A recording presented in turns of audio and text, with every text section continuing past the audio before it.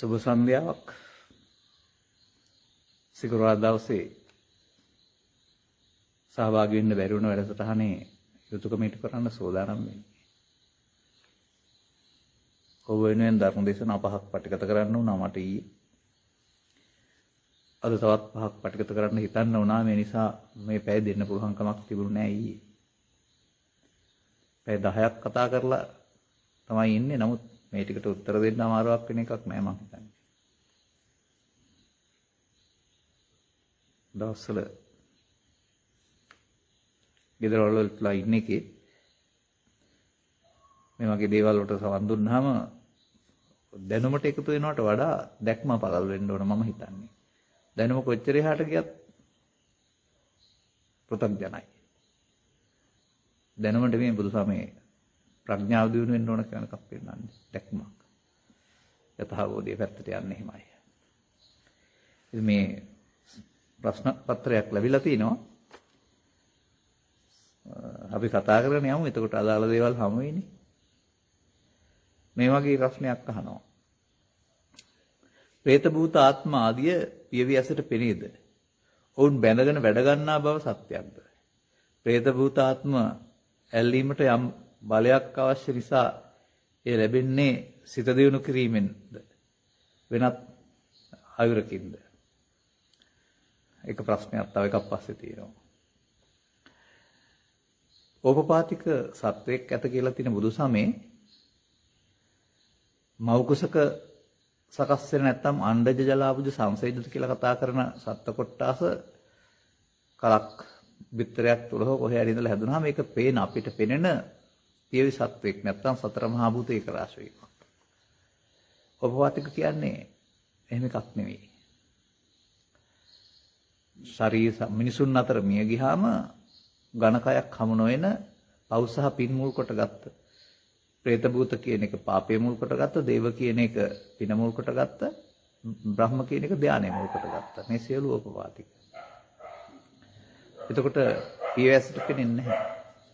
නමුත් ඔවුන්ගේ සමහර අයට තියනවායි කියලා තියනවා නිකන් ඉර්ධිය වගේ හැකියාවක්. ඒක ත්‍රිපිටකයේ සඳහන් වෙන්නේ අපිට නම් එහෙම දැකලා නැහැ. අපිට පෙරුණත් අපි දන්නෙත් නැහැ කාරණාව. අවශ්‍ය මොහොතක සැබෑ රූපයක් විදිහට පෙනී දෙන්නේ. ඒක කතා විතරයි අපි දන්නේ නැහැ. ඒ නිසා මේ බැඳගෙන වැඩ ගැනීම අපට අදාළ දෙයක් නෙමෙයි. ඒක මන්ත්‍ර ශාස්ත්‍රයේ තියෙන දෙයක්. ඒකෙත් අපි ඒක කාරණේ මේකයි. ඕකේ මොකක් හරි තියෙනවා ශාස්ත්‍රයක්. ඒක කියන විදිහ දන්නේ නැහැ. ඒ බැඳගෙන වැඩ ගන්නවා කියන එකෙන් කියවෙන දේ තේරෙන්නේ නැහැ. අන්න එතනයි තියෙන්නේ. දැන් ඔය සමහර අය ඔය අනාවැකි කියන්නේ ඔය දේවාල හදාගෙන. එතකොට ඒකේ කියනෝනේ ආරූඪයක් වෙලා කියලා. වරමක් දීලා කියලා. එතකොට ඒක පිළිබඳව කියන්න දන්නේ නැති නිසා තමයි ඒකේ අගේ අර වරමක් දේව වරමක් දීලා හරි මොකක් හරි කියලා ඒකට වචනයක් දාන්නේ. කවුරුත් දීපු වරමක් නැහැ. තමන්ගේ මානසික හැකියාවක් ඔය. සංසාරේ යට වෙලා තිබිලා අසනීපයක් හින්දා හරි මොකක් හරි මතුවන මානසික හැකියාවක්. ඒක තමන්ට එච්ච හැකියාවක් තියෙනවා කියලා කියන්න බෑ. හිණමානයක් වැඩි හින්දා එක කාගේ හරි උඩින් තියෙනවා. අනවගේ මන්ත්‍ර ශාස්ත්‍ර වල යම් දෙයක් තියෙනවා ලෞකිකයි. මේ කියන වචනේ නෙමෙයි මේක. ඒ කියන එකෙන් අපිට තේරෙන්නේ නැහැ. එහෙම පැත්තක් තිබෙනවා. ඒවා බුදුදහමට අදාළ දේවල් නෙමෙයි. මන්ත්‍ර ගුරුකම් කියන දේවල් හෝ මේ බේත් හේත් කියන දේවත් අදට වඩා සිත දියුණු කරගත්ත අය සිතින් අරමුණු කරලා දැකලා ලියපු දැන් ආයුර්වේදය කියලා කියන්නේ. වෛද්‍ය කියනවා. ඒක බෙහෙත් නියම කරලා තියෙනවානේ. ඒක ඉර්සියුරු කරා කියලානේ කියන්නේ. ඒ කියන්නේ උන්ට ශරීරයේ තියෙන අසනීපිට ගැලපෙන බාහිර වස්තු පිළිබඳව ඒක ඈතදී නෙමෙයි මෑතදීත් මම දැකලා තියෙනවා. ඔය සමහර අය බේත් කියන අය ඉන්නවා. අරමුණු කරපුවාම කල්පනා කරපුවාම හිතට එන දේ හරි. 100%ක් විශ්වාස තියන්න බෑ මේවා කෙරෙහි. ඉතින් ඒ නිසා මේ සිත දියුණු කිරීමක් නෙමෙයි ඒ වැඩ ගැනීම මන්ත්‍ර ගුරුකම් ඉගෙන ගැනීම තුළ කරන කාරණයක්. සිත දියුණු කරගත්තාම ඒකට ලැබෙන දේ දිවස හෝ දිව කන පොඩ්ඩක් ඒකටත් ඕව ඇහෙන්න පේන්න පුළුවන්. අන්තිමට මේ හැම එකක්ම ජීවනෝපාය සකස් කරගන්න පුළුවන් ලෞකික ශාස්ත්‍රයක් බවට පත් වෙනවා. නමුත් මේ ලෞකික භාවය නිසා මේවට තිරස්චීන විද්‍යාව කියලා කියනවා. තිරසත්චීන කියන්නේ තිරසන් කියන එක නෙමෙයි. ඊට වඩා නිකන් අර අවිද්‍යාව තුළ පවතින ශාස්ත්‍ර කියන කාරණාව පැහැදිලි වෙන්නේ. ඒ වගේම එසේම හස්ත ශාස්ත්‍රයේ සත්‍යක්ද? එයින් යමෙකුගේ ආයුෂ කිව හැකිද? මේකත් අර ඉර්සිවරු විසින් සකස් කරපු එකක් තමයි. නමුත් මෑතදී එහෙම කියන්නේ පොත් බලාගෙන. එතකොට ඒකත් ලෞකික ශාස්ත්‍රයක්. දැන් මටත් අවුරුදු 20 22 3 කාලේ ඔය හස්තසාර සාමූදික රත්නාකරය කියලා පොතක් හම්බ වෙනවා. මම පොත කියවන ගමන් කාගේවත් අත බලන්න ගියෙත් නැහැ. ඒ වගේම කාගෙන්වත් අත බලන්න දුන්නෙත් නැහැ. හැබැයි මම මගේ අත් දෙක දිහා බල බල තමයි මේක ඉගෙන ගන්නේ. මම බැලුවහම සමහර මගේ මේ අංග ලක්ෂණ වල තියෙන සමහර කාරණා ඇත්ත බලුවාම. ඒ වගේම නාසය කියන්නේ, ඇස කියන්නේ, කන් දෙක කියන්නේ, ඇඟිලි කියන්නේ කිසියම් අංග ලක්ෂණයක්. මොකද මේක මේ ශරීරය කියලා කියන්නේ කර්ම විපාකයක් නේ. කර්ම විපාක කියන්නේ පව් කියන එක නෙමෙයි. සංසාරේ දියුණු කරගත්ත හෝ යම්කිසි ඒක විපාකයක්. දැන් සතාගතයන් වහන්සේගේ ශරීරයේ පුරුෂ ලක්ෂණ 32ක් පිහිටියෙත් ඒ අංග ලක්ෂණයක් නේ. ඒ නිසා මේවා කිසියම් අංග ලක්ෂණයක් තියෙනවා. දන්න අයට ඒවෙන් අනාවැකි කියන්න පුළුවන්. නොතිද ඒකේ මට හොඳ මතක දෙයක් තියෙනවා. මේක මම විහිළුවට වගේ මේ කියන්නේ. නැති ඕකේ මට මතකයි මම නිකන් අර විවේකකුත් නෙවෙයි වැඩ කරන කාලේ අමතර ශාස්ත්‍රයක් විදිහට ඉගෙන ගත්තේ. ඒක ඔය ජීවන ශීර්ෂ හෘද දෛව රුක ප්‍රඥා අභිප්‍රායක ඔය රේඛා ටිකත් පඩම් කර කර හිටින ගමන් ඒක දෙනවා ජීවන සේවා රේඛාවේ ආයුෂ කාල නිමේ කියලා. ඒක මේ රේඛා ටික කියලා කියන්නේ මේ අතේ ඇඟිලි මේව නැමෙන හැටියට සකස් කරන එකක්. හැබැයි ඕක ඔහොම හැමෝටම සමානත් නැහැ. සමහරගේ අඩුයි. ඒ වගේම වෙනස් වෙනවා. රේඛා එක විදිහට තියෙන්නේ නැහැ, වෙනස් වෙනවා. දික් වෙනවා, කෙටි වෙනවා, මැකෙනවා. ඉතින් අරගේ ඇඳලා තියෙන ආකාරය ගණන් කරලා බලුවම මේ රේඛාව අවුරුදු 100කට බෙදලා තියෙන්නේ. මේ බෙදලා කියලා තියෙනවා මේකේ යම් තැනක කැඩලා තිබුණොත් එතනින් මරණයටපත් වෙනවායි කියලා. අත් දෙකේම තිබුණොත් නියත වශයෙන්ම මැරිලා තියෙනවා කියලාපත් වෙනවා. බලන්න පේනවා කියලා. මගේ ජීවන රේඛාව හරියට මැදින් කැඩලා තියෙන්නේ. අනිත් අතෙත් උතනම කැඩලා තියෙන්නේ. එහෙනම් ඉතින් අවුරුදු 35න් මෙලොවින් යන්න වෙනවා. ගියේ නෑ තාමත් ඉන්නවා. ඒකයි මම මේකදී මතක් කරු නිසා කිව්වේ. ඉතින් ඒ නිසා ඕවා 100%ක් හරියන්නේ නැහැ. මොකද මේ දෛවය නැත්තම් මේක වෙනස් වෙන දෙයක් නෙවෙයි. රේඛාත් වෙනස් වෙනවානේ. ඉතින් ඔය රේඛා රාශිය ඉගෙන ගත්ත නිසා මේක දිහා ඉඳලා හිටලා නිකන් බලනවා මම. ඒ බලපුවම ඉතින් මට තේරෙනවා මේක වෙනස් වෙනවා, අලුතින් හැදෙනවා විතරක් නෙවෙයි රේඛා දික් වෙනවා. ඒ වගේම මහානකමට ආපුවම අලුතෙන් රේඛාවක් හැදෙනවා කියනත් මම දන්නවා. ඉතින් ඒක අර පොත දිහා බලන කිව්වහම මේගොල්ලෝ පාඩමින් කියන. නමුත් ඉස්සර මේක කියන්න ඇත්තේ කිසියම් ආකාරයක දිනු කරපු ඥානයකින් කියලා මං හිතන්නේ. ඒවා ඉතින් ඊට පස්සේ පොත්පත් වලට ආවා. ඊට පස්සේ ඒක පාඩමට අරගෙන කියනකොට කටින් අල්ලගෙන කියන ඒවා තමයි හුඟක් ඇත්තේ. ඇති ඒ උත්තරේනේ ඊට වඩා වුණා නේ. දෙක එක්තරා ස්වාමින්වහන්සේ නමක් දේශනාවකදී පැවසුවා මගපල ලැබීමට සතර සංවේග ස්ථාන ඔස්සේ බුද්ධ ශක්තියට අනුගත යුතුයි බව.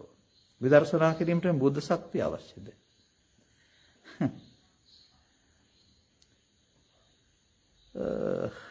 එතකොට ඉතින් මේ දඹදිව යන්න වෙනවා ලංකාවේ කාටවත් වැඩක් වෙන්නේ නැහැ එහෙනම් නේ. ඔයාලා බලන්න ඕන රහතන් වහන්සේලා ඔක්කොම දඹදිව ගියායිද කියලා ඒ කාලේ. නෑ. බුද්ධ ශක්තිය කියලා 아무ත එකක් නෑ. බුද්ධ ශක්තිය කියන්නේ නිර්වාණ ශක්තිය. නිර්වාණී ශක්තියක් තමයි පිරිසුදු. ඒ ශක්තිය ප්‍රයෝජන ගන්න පුළුවන්න්නේ සෝවාන් වලින් එහාටනේ. ඒ අරුණහම සතර සෝතාපට්ටි අංග කියන්නේ මේවා නෙවෙයිනේ ත්‍රිපිටකේ. කල්යාණ මිත්‍ර සේවනයේ සද්ධර්මස්සෝනයයි මුල් දෙක. ඒකෙන් තේරුණාම ඊට පස්සේ යෝනිසෝ මනසිකාර ධම්මානදම් පටිපදාව. මෙහෙම එකක් ත්‍රිපිටකේ නෑ. මේක එක්කෙනා දරන අදහස් තියෙන්නේ. ඒ නිසා මේකට පෙන්නන්නේ තථාගතයන් වහන්සේ මනුස්ස ප්‍රතිලාභයේ සමග සදහම් හමු වීම. සදහම් කියලා කතා කරන දේ වැටහීම. ඊට පස්සේ එතෙන්ට ඒක සම්පූර්ණ කරන්න මහන්සි වෙන්න ඕන කියලා තියෙනවා. මේවා පෞද්ගලික අදහස්. ඒක ඊළඟ කොටසෙත් මේක තියෙනවා. මහා පරිනිබ්බාන සූත්‍රයට අනුව චත්තාරිමානි ඨානි යන සතර ස්ථාන සදැහැති කුල පුත්‍රයෙකුට වැදගත් වන ආකාරය. ඔය පෘථග්ජන පුද්ගලයෙකුට දැක සංවේගය උපදවා ගන්නට නිවන් අවබෝධ කර ගන්නට අවශ්‍ය නැහැ. නමුත් සදහවත් කුල පුත්‍රයෙකුට බුදුන් කෙරෙහි ගෞරව දක්වනකොට සද්ධාව ආගම සද්ධාව වැඩි දියුණු වෙන්න ඉතින් ගිහලා මම මෙහෙම ගිහින් තියනවායි කියලා අර පුණ්‍ය පිනෙන් පරලෝ යාමක් තියෙන පින්පත ඔස්සේ කළ පින්කම් වලින් පරලෝ ජීවිතය සුවපත් කර ගන්න ධර්මයේ දඹදිව ගියයි කියන එක මතක් වෙන්න පුළුවන්. ඊයරනම් ඔය දැන් නෙමෙයි ඒවා ලෞකිකයට අදාළ මේ ලෝකෝත්තර ධර්මයක් නෙමෙයි ඒක. ඒකට ඔය මොකක්වත් අදාළ නැහැ. බුදුරජාණන් වහන්සේ ඉපදුනේ ඉන්දියාවේද ලංකාවේද ඇමරිකාවේද කියන කතාවත් අදාළ නැහැ. තැන් කවර කතාවද? උන්වහන්සේ එලි කළා වූ ධර්මයෙන්ුයි ඒක කෙරෙන්නේ. අර ගඟක් බෙදුනහම ඒකේ ජල ප්‍රවාහයේ ශක්තිය අඩු වෙනවා වගේ මේ අනවශ්‍ය පැතිවලට යොමු කරන්න ගියාම ඔබට මේ සත්‍ය හොයාගන්න තියෙන ශක්තිය බෙදලා යනවා. මම කියවපු පොතක තියෙන්නේ නිවන් අවබෝධ කිරීම සඳහා ඔබගේ පූර්ව ශක්තිය උදන්න කියලා මේ ජීවිතේ. එසේ නැත්නම් අතිදීර්ඝ සංසාර ගමනකට හිමිකම් කියන්න සිදු වෙනවා ඇත කියලා. ඉතින් ඒක තේරුම් ගන්න එහෙනම් ඒක ලෞකිකයේ මතක් වුණාම සිහි කරගන්න පුළුවන්. අවසානයේ ආවොත් පිනින් පරලෝකයෙන් සුගතිගාමී වෙන්න පුළුවන් පින්කම. එහෙමයි අපි ඒක දකින්නේ. 3 සමතත්ලිස් කර්මස්ථාන මුල් බුදු සමය නොවේද? තිරෝකුඩ සූත්‍රය පසු කාලීනද? මා විශ්වවිද්‍යාලයේ ශාස්ත්‍රපති බෞද්ධ අධ්‍යයනයේ ඉගෙන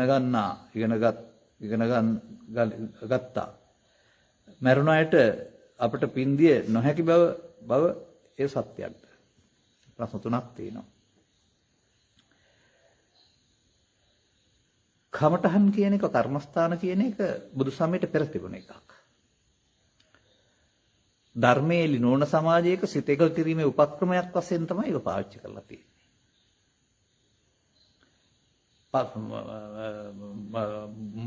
එතකොට ඒක බුදු සමයට පරිබාහිරව තිබුණ බුදු සමයට එකතු කරපු එකක්. ඒකේ අවශ්‍යතාවය විදර්ශනා ඥානයේ සද්ධර්මයේ නොයැටෙන්නේ නම් මේවත් උපක්‍රම වශයෙන් යම්මයි භාවිතා කරලා තියෙනවා. එතකොට නමුත් මේ කියන ඒවා අත්‍යවශ්‍ය අංග නොවන බව බුදු චරිතයේ නැත්තම් ශ්‍රාවක චරිත කියවනකොට ඔයන කර්මස්ථාන වඩා දියුණු කර හිටියේ නැහැ. මොහොතකින් නැත්නම් වැරදි කර ඉඳලා හොරු කණ්ඩායමක් කියන්නේ හොරු මරමරා ඉන්න මේ මිනි මරමරා හොරකම් කරගෙන ඉඳලා තමයි ඇවිදින් පව් අතහැරලා ඊට පස්සේ හසුන්ගත වෙන්නේ. අඟුලිමාලත් භාවනා කරගෙන ඉඳලා නෙමෙයි කතාව ඇත්ත නම් මිනි මරමරා ඉඳලා අතහැරලා ඉන්නේ. ඒක අතහරින්න පුළුවන්. තේරුම් ගන්න ඕන කාරණාව. ඒ නිසා වර්තමාන සමාජයේ මේ නිවන් මඟ පිළිබඳව සියවස් 7ක් 8ක් තිස්සේ තියෙන ආවරණයක්. ඒ ආවරණය තුළ මිනිසට එකතු වුණාම මානසිකත්වයේ මේව බෞද්ධ භාවනා කියලා හිතේ තියාගෙන ඉන්නවා. ඍජුව පිළිතුරු දෙන්න හැකියාවක් නැති නිසා. ඒ නිසා අපිත් ඒක එහෙම පිළි අරන් ඉන්නවා. නමුත් මාත තේරෙන විදිහට ධර්මයේ තේරුණාම බුදුන් කළ දේ අනිත්‍යයත් කරන්න ඕන මොන කර්මස්ථානයක්වත් ඕන නෑ ආයේ. ඔය අපි පැහැදිලි කරන සූත්‍රවල පෙන්න පෙළක් තියෙනවා. ඒකේ කර්මස්ථාන නෙමෙයිනේ පෙන්වන්නේ. අසවක්ඛේ ඥානය තුළ සෝවාන් ආදී මාර්ගඵල වලින් නිවන් සාක්ෂාත් කරගන්න එක කාමරාග ව්‍යාපාද තුනී කිරීම. ඒකනේ පාර. අර යටපත් කිරීමේ පාර.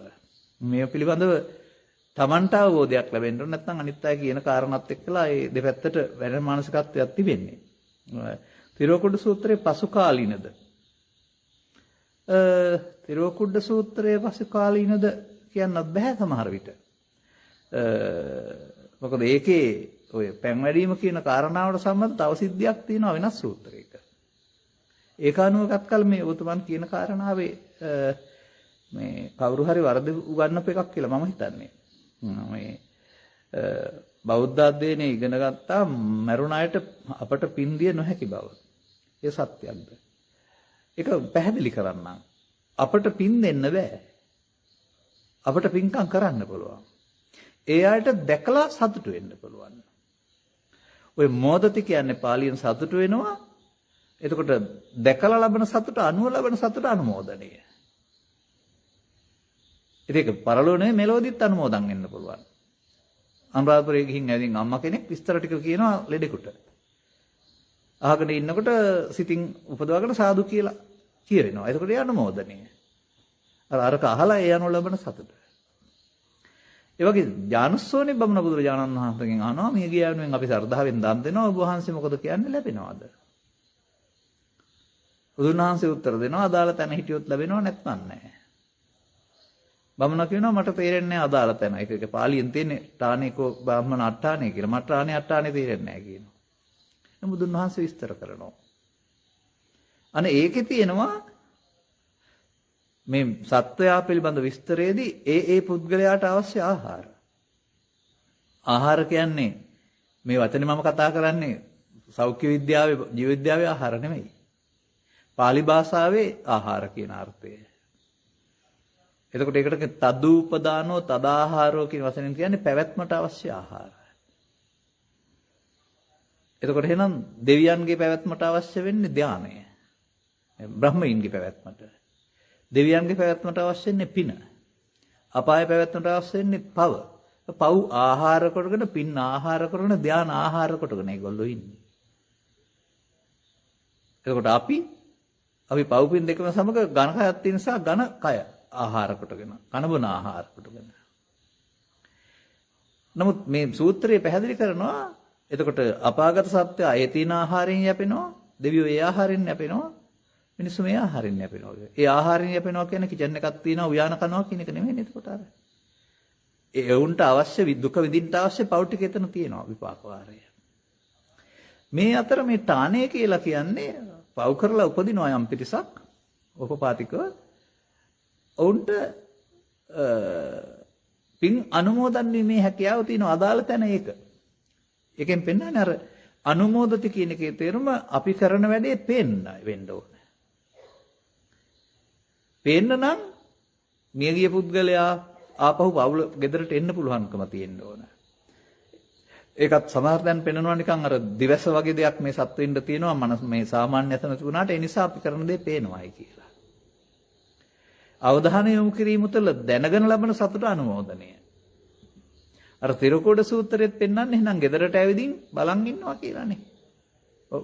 එතකොට පින්කමක් කරනවා දැක්කොත් සතුට වෙනවා. එතකොට අපි දෙනව නෙමෙයි. ඒක දැකලා ඒ අනුව හිතේ උපදවා ගන්නා සතුට උන්ට පින ආහාර. දැන් මේ පරදත්ත උපජීවියා කියන කෙනත් පින ආහාර කොටගෙන ඒක නමුත් උට පින් නැහැ. කරගන්න බෑ. ඒ නිසා අනුන් කරන පින්කම අධ්‍යාවල සතුටු වීම අනුමෝදනය. ඒක තිරෝකුඩ සූත්‍රයේ තියෙනවා ජානුස්සෝන සූත්‍රයෙන් මනවින් පැහැදිලි කරනවා. ඉතින් අර මේක ලෞකික අර්ථයක් වෙන්නේ නැති මේ එහෙම නැත්තම් මේ සූත්‍රය කියවලා නැතුවයි ඔබට උගන්වන්නේ නැත්තේ. හැබැයි තව දෙයක් කියන්න වෙනවා. තථාගතයන් වහන්සේ නම් එතන වදාරලා නැහැ දෙවියන්ට පින්න ඕනේ හැම කියලා. ඔය වර්තමානයේ අපේ ආගමයි ලෝකේ ආගම් ඔක්කොටම දෙවියෝ අදහනවා දෙවියන්ට පින් දෙනවානේ. නමුත් පොළොන්නරු යුගයෙන් පස්සේ තමයි ආපහු දේවත්ව ඉස්සරහට එන්නේ බුදු සමය තුල. දේව විද්‍යාව තිබුණා නමුත් බුද්ධ විශ්වාසය නැත්තම් ධර්මානුකූල ජීවිතය ඉස්සරහට ඇවිදින් ඒක යටපත් වෙනකොට පෘථග්ජන භාවය තුළ තමයි අපේ මනුස්සයින්ට බුදුන්ට වඩා දෙවියන් ලොකු වෙන්නේ. බුදුන් නෙක්ලිසි දෙවියන් කෙලෙස් සහිතයි. නමුත් දෙවියන් ලොකු කරගන්නවා. අද ඉතින් අපිට වාහනයක්වත් ගත්තාම දේවාලයකට ගියේ නැත්තම් නිින්ද යන්නේ නැහැ. මොකද ඒක දෙවියෝ තමයි රක්ෂණ අධිපති. හගමාගේ අධිපතියා කරලා ඉන්නේ. දෙවියන්ගේ රක්ෂණය බලාපොරොත්තු වෙනවා. ඔහොම අපේ මානසිකත්වය Hindu ධර්මයේ සහ අනිත් ආගම්වල දෙවියන් සහ බුදු සමයේ පෙන්වන දෙවියන් කලවම් වෙලා තියෙන්නේ. බුදු සමයේ දෙවියන් පිනෙන් උපන්න අය. සරණාගත වූ පිරිසක් පින් විපාක ගෙවන කල. එතකොට තථාගතයන් වහන්සේ කියන ආකාරයට අදාළ තැන හිටියොත් කියලා කියන්නේ අර පරදත්ත උපජීවියා. ප්‍රේතය හෝ දෙවියෝ හෝ අදාළ තැන නෙමෙයි ඉන්නේ. ඒක බුද්ධ වචනයට අනුව මම කියන්නේ. අනිත් එක මෙහෙමත් හිතන්න පුරුදු වෙන්න. මේ ලෝකේ ඉන්න අය දවල් රෑ දෙකේ මල් පහන් පූජා කරලා පහන් පත්තු කරලා දාන දීලා නැත්තම් ගාථා කියලා දේවාල ගන්න පන්සල් ගානේ දෙන පින් දෙවියන්ට ලැබෙනවා නම් එහෙම ඔවුන්ගේ ආයුෂ බුදුමාකාර විදිහට දීර්ඝ වෙන්නේ. අය මෙහෙ එන්න හම්බ වෙන්නේ නැත්නම් කල්ප ගානකට. එහෙම වුණොත් එහෙම මිනිස්සු එක්ක දෙවියෝ තරහ වෙනවා. ඇයි? පුබ්බනිවිති කියන සූත්‍රය සඳහන් වෙලා තියෙනවා. මේ දෙවියන්ට අනිත් යාළු දෙවියෝ කියනවායි කියලා මේ හිතවත් අය මේ එතනින් චුත වෙන්න කිට්ටු වුණාම බොහෝ ඊතෝ ගන්තා සුගතින් ගච්ඡ කියලා. සුගතින් ගන්තා සුලද්දාලාභං ලබ කියලා. සුලද්දාලාභං ලවිත්තා සුප්පත්තිත්ත බවාහි කියලා. මේක අහගෙන ඉන්න ස්වාමීන් වහන්සේ නමක් අහනවා ස්වාමීනි භාගතුන් වහන්සේ දෙවියන්ගේ සුගතිය මොකද්ද? අපිනේ සුගතිගාමි වෙන්න හදන්නේ මිනිසුන් වශයෙන් ඉඳලා දෙවියන් අතරට. බුදුරජාණන් වහන්සේ අදාරනවා දෙවියන්ගේ සුගතිය මනුස්ස ලෝකයේ. සුගතින් ගච්ඡ කියන්නේ මනුස්ස ලෝකෙට එන එක. ධර්මයේ හම්බ වෙන එක සුලද්දලාභය. ධර්මයේ මනාව පිහිටලා නිවන් අවබෝධ කරගන්න එක සුපත්තිකිත බවයි. එහෙනම් දෙවියෝ එන්න නම් බලන් ඉන්නේ. එහෙනම් පින් දීලා ආයස දීර්ඝ කරන එක දෙවියන්ගේ හරස් කැපීමක් නෙවෙයිද? අනිත් එක තථාගතයන් වහන්සේගේ ජීවිතය තුළ පැහැදිලි කරනවා කාලයේ දීපයේ දිස්සේ කුලයේ මව් බලලා තමයි මිනිස් ලෝක උපදින්නේ මධ්‍ය මණ්ඩලයේ කියලා. ඒ මිනිස්සුන්ට මේක අවබෝධ කරගන්න පුළුවන් නිසානේ. දෙවියන්ටත් පුළුවන් නම් බුදුරජාණන් වහන්සේ මෙහෙන එකක් නෑ දිව්‍ය ලෝකයට ඇවිදින් බුදු වෙයි. ඒ බැරි නිසානේ. ඒකනේ බුදුන් වහන්සේ දිව්‍යාංග සුගතිය මෙහෙ තියෙනවා කියලා පෙන්වලා තිබෙන්නේ. එන් දෙවියෝ හැමනම් සුගතිය ගාමීන් නම් බලන් ඉන්නේ පින් දීපුවම තව සතර දික් වෙනකොට මිනිස්සු එක්කලා තරහ වෙන්නේ නැද්ද? මේවා පුරුදු කරගත්ත දේවල්. යම් යම් නාලිකාවල තියෙන සම්ප්‍රදාය අනුව මම සමහරට දේව ආරාධනාව ගාතාව කියනවා. ප්‍රඥා නාලිකාවේ බණ කොච්චර කියලා තියෙනවද? එකකවත් දේව ආරාධනාවක් තියෙනවද? දෙවියන්ට රින්දීමක් තියෙනවද මගේ? ඒ මට තේරෙන දේ. මම සිංහලින්නේ බණ කියන්නේ. ඔන්න ඕස්ට්‍රේලියාව වගේ රටක නම් ඒකට පරිවර්තනයක් තියෙනවා කම්පියුටර් ඇස්සෙන්. එතකොට අහන්න පුළුවන් භාෂා පරිවර්තනය. දෙවියන්ගේ භාෂාව සිංහල වෙන්න බෑ මේක තේරෙන්නේ. එහෙම නැත්නම් කම්පියුටර් තියෙන පරිවර්තනය කරගන්න. හිතන්නේ නැද්ද මේවා? ඔච්චර ගැටලුකාකාරය යන්නේ නැතුව ඔවා අතහැරලා දාලා අපි ගැන විතරක් හොයලා බලන්න. මේවා ඉවර කරන්න පුළුවන් දේවල් නෙමෙයි මේ ප්‍රශ්න. මම නිකම්ම මතක් කරන්නේ. ඒ නිසා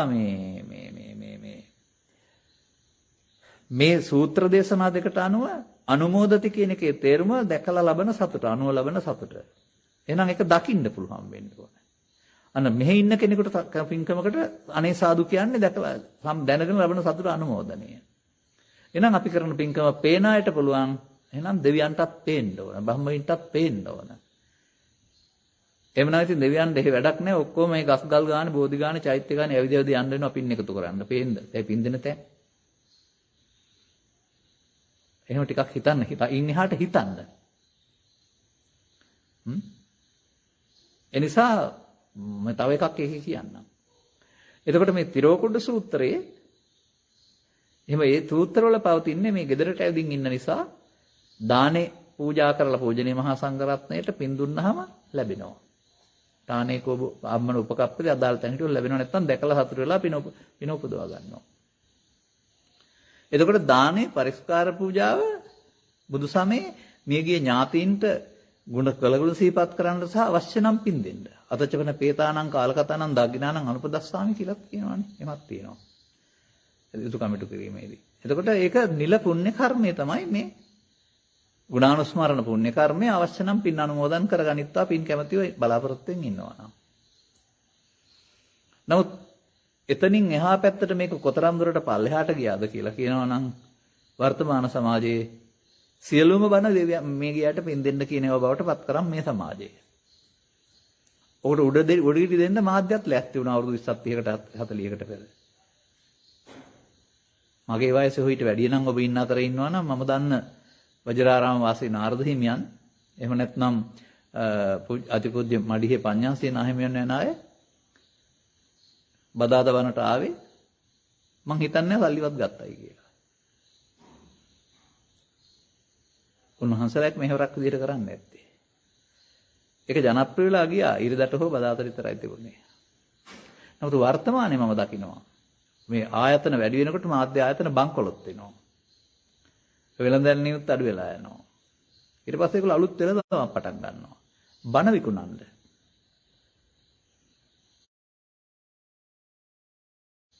මොකටද? බණ කියවලා මේ ගියට පින් දෙන්න. මේ උගුලේ අහුවෙලා නැද්ද? දැන් අර ජානුස්සෝනි සූත්‍රයට අනුව අදාළ තැන හිටියොත් ලැබෙනව නැත්තම් පේන් එන්න ඕනේ. ගෙදරට ඇවිදින් පින්කම දැකලානේ.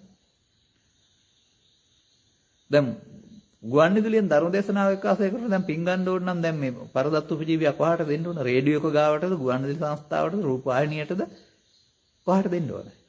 කොහෙද පේන්නේ? ඒ නිසා මේක එසේ මෙසේ වෙළඳාමක් එහෙම නෙමෙයි. බණ වෙළඳාමක්. ආයතන නඩත්තු කරගන්න සල්ලි හම්බ වෙනවා. සමහර රාජ්‍ය ආයතන තුට්ටු දෙකක් හාමුදුරන්ට දීලා නැත්තම් නොදී තමයි ඔක කරගන්නේ.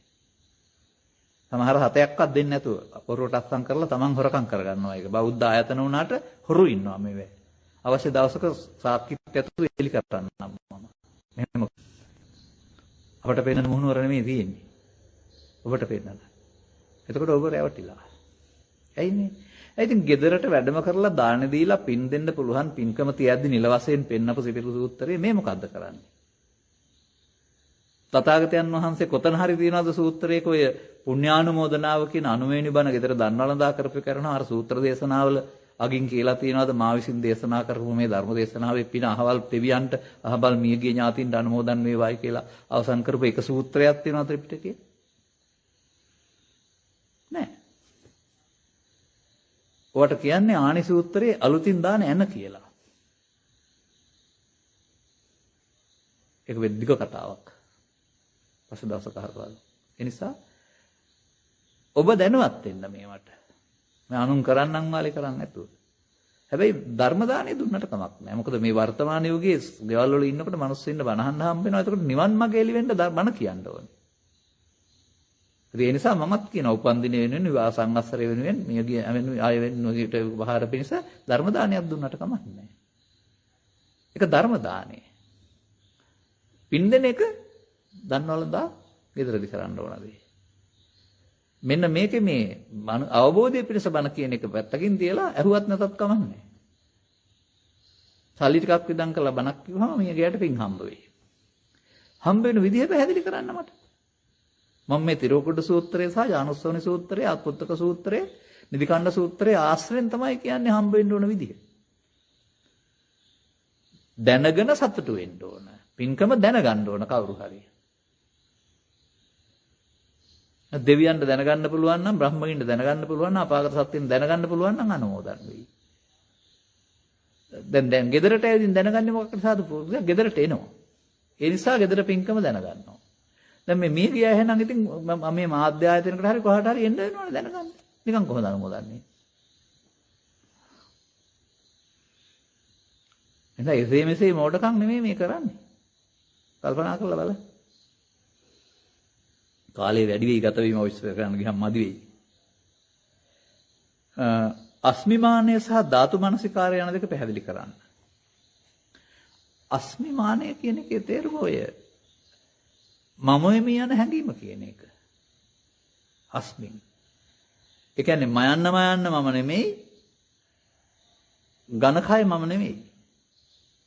ඔබට තියෙන ධනය කුලය නිලය බලය ආදී දේවල් හැදෙනවා හිතට ගත්ත එකක් තියෙනවා. ඔළුවට ගත්ත එක කියලා කියන්නේ. මම දන්නවද කවුද මම කවුද කියලා ඔය පෙන්වන්න හදන්නේ. පාරේ එහෙම ඉන්න අය නැත්නම් සමහර අය ලොකු අය අන්න. මම මේ යන මානේ අස්මිමානය කියලා කියන්නේ. එතකොට ඒක බුදුන් වහන්සේ වදාළ පරිදි නම් අරමුණෙන් අරමුණට වෙනස් වෙනවා. නමුත් ඔබ ඒක පිළිබඳව ඔබේ ජීවිතය ආශ්‍රයෙන් බහදා ගන්නවා මම මෙහෙම කෙනෙක් කියලා. එතකොට ඒක දෘෂ්ටියක්. ඒක මම මේ යන මානිය දුරුකට අවිද්‍යාව නැස අරිහත් ඵල විද්‍යාව උපදවා ගන්න. ඒක දුරු කරන්න ඕන දෙයක්. ඒක දිට්ඨි කියන්නේ තියෙන දෙයක් නෙමෙයි මුලාවක් කියන එකනේ. ධාතු කියන වචනේ ඉතින් මූල සත්‍යයන් කියන එක. එතකොට මේ අපිව බෙදලා බලන්න පුළුවන් ධාතු 18කට. පඨවි ආපෝ තේජෝ ධාතු. නමුත් එහෙම නෙමෙයි. සත්වයා කියලා කියන්නේ 18 ධාතුවක්. කියන්නේ ඒ 18 ධාතුවට තියෙනවා ප්‍රසාදහය කියලා ඇහැට කනට නාසයට අරමුණු ගන්න පුළුවන් හැකියාව. ඒවට පහළ වෙන අරමුණු 6 ගෝචර රූප 6. ඒවා හඳුනා ගන්න විඥාන 6 චක්කසෝත ගාන මෙන්න මේකට කියනවා 18 ධාතු කියලා. මේ ධාතු එක එකක් පාසේ බෙදලා බලලා කොතනද මම ඉන්නේ කියලා බලන්න ඔය පෙන්වන්නේ. 18 ධාතුව මමත්වෙන් ශූන්‍යයි කියලා උගන්ලා තියෙන්නේ. නමුත් 18 ධාතුවේ නැති මමත්වයක් අපි හිතේ හදන් ඉන්නවා. ඒක සිහි කරලා බලලා අවිද්‍යාව දුරු කරගන්න තියෙන එකක්. ධාතු මනසිකාරය කියන්නේ. තේරුම් ගන්න ඕන ගැඹුරු කාරණා ඒවා. සාමාන්‍ය මේ වගේ එකක මේක කියන්න පෑම ගන්න වෙනවා මට. ඒ නිසා ඒවා අනිත් දේශනාවලට තවන් දීලා තේරුම් ගන්න. ඔබ වහන්සේගේ දේශනාවක් ඇසීමෙන් පසු මෙම ගැටලුව පැන නැගුණා. එනම් පංච උපාදානස්කන්ධේ මමත්වෙන් නොගෙන නිර්අවශේෂ නිරෝධය ලැබීමට කුමක් කළ යුතුද? ඒක ඉතින් සංසාරේ කරගෙන ආපු දෙයට තමයි කියන්නේ අවශේෂ නිරෝධය. ඒක සිහිය නෙමෙයි අසහිය. ඒක අතිශය බලවත්. දැන් බුදුන් වහන්සේ වදාරනවා අක්කෝදේන ජිනේ ක්‍රෝධං. ක්‍රෝධය ජය ගන්න ක්‍රෝධ නොකර ඉන්න ඕන. නහි වේරේන වේරානි අවේරේනික සම්පන්ති. වෛර නොකිරීම මේ සංසිඳෙනවා. එතකොට ක්‍රෝධය සංසිඳවන්න අපි කියනවා මෛත්‍රිය කරන්න ඕනේ කියලා. 아무තෙම වචනයක් අරගෙන සියලු සත්ත්වයන් දුක්ඛෙත්වා කියන එක තමයි අපි හිතන්නේ මෛත්‍රිය කියලා. ක්‍රෝධ නොකිරීම නෙමෙයිද මෛත්‍රිය කියන්නේ. ලෝභ නොකිරීම නෙමෙයිද පරිත්‍යාගය කියන්නේ. අර නොකිරීම කියන්නේ මොකද්ද? ඒ මොහොතේන හැඟීම මමත්වයෙන් අරන් පවත්තන එක තමයි කිරීම. නොකිරීම කියන්නේ අතහැරීම.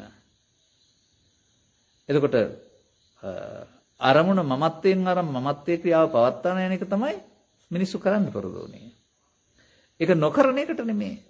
අමඤ්ඤමානෝ කියන්නේ මමත්වෙන් නොගැනීම. ඒක ඉතින් බොහෝ දෙනෙක් තාමත් වැටහෙන්නේ නැති නිසා කොහොමද කරන්නේ කියලා අහනවා. ඒකට ගැටලුවකුත් තියෙනවා හේතුවක්.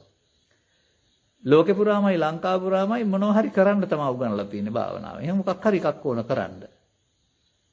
මේ නිරවශේෂ නිරෝධය කියන්නේ කරන එකක් නෙවෙයි නොකිරීමට. නොකිරීම කරන හැටි ඉගෙන ගන්න. ක්‍රෝධ නොකිරීම, උපාදානය නොකිරීම, උපාදානය කර ගැනීම කරගෙන ආව සංසාරේ දැන් ඉතින් නොකිරීම කරන්න වෙනවා. ඒක තමයි නිරවශේෂ කියන එකේ තේරුම අනාගත ඵලයක් හොදින්න හේතු ඉතුරු නොකර අවසන් කිරීම. ඒ වෙන හැටි දහම් පෙළවල තියෙනවා. ඔබ ඒක අභ්‍යාස කරලා පුරුදු කරගන්න. මහන්සි වෙලා. එකම වතාවකත් මේක කරන්න ඕනේ කියලා තාම හිතට යෝජනා කරලා නැත්නම් හිත පිළිගන්නේ නැහැ මේක. 20 වතාවක් යෝජනා කරනකොට තමයි යම් දෙයක් පිළිගන්නේ. කවුරු හරි බොරුවක් කිව්වට ඕක පිළිගන්නේ නැහැ නේ එක වතාවට. නමුත් වේදිකා 5ක 6ක ඕක කිව්වොත් එහෙම ඊට පස්සේ ඒක හිත පිළිගන්නවා. බොරුව ඇත්ත වෙනවා. අන්න ඒ වගේ මේ අපේ හිතට පිළිගන්නන්න ඕන අපි කරන්න ඕන වැඩේ මේකයි කියලා. ඒකයි අභ්‍යාස කිරීමක් අවශ්‍යයි කියලා කියන්නේ. පාඩම් කරගත්තට විතරක් හරියන්නේ නැහැ නේ. සත්‍ය ඥානය, කෘත්‍ය ඥානය කියලා එකක් තියෙනවා. කරන්න කෘත්‍යයක් තියෙනවා.